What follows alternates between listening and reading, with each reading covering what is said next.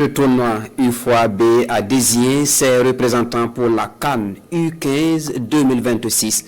Après les finales, ce sont le Burkina Faso en filles et le Bénin en garçons qui se qualifient. Le résumé de ces finales avec Alain Didier Compaoré. Les bébés talents filles iront à la CAN de leur catégorie en 2026. Une qualification acquise devant les Black Starlets filles du Ghana à la finale du tournoi UFOAB U15 par 1-0. Dans cette finale très engagée, les Ghanéennes sont les maîtresses du jeu. Physique, mobile et technique, elles imposent le rythme à suivre. Mais les étalons filles sont disciplinées tactiquement et contiennent les assauts ghanéens. Mieux, elles procèdent pas des contres qui vont s'avérer fatales pour le Ghana à la 19e minute. Lancée en profondeur, Marie-Louise Pak-Morda est faussée dans la zone de vérité du Ghana. L'arbitre ne tergiverse pas et indique le point de pénalty. Pak-Morda se rend justice en transformant le pénalty. 1-0 pour les étalons U15 filles.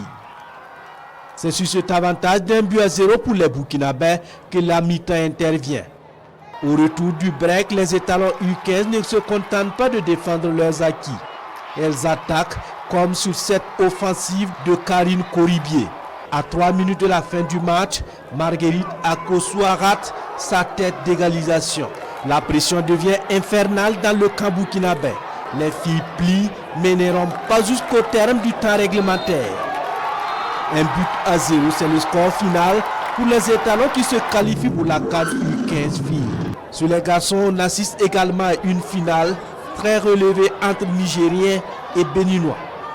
Mais c'est finalement le Bénin qui représentera l'UFOAB en garçon à la CAN U15 grâce à sa victoire 5 tirs au but contre 4 après un nul d'un but partout contre le Niger.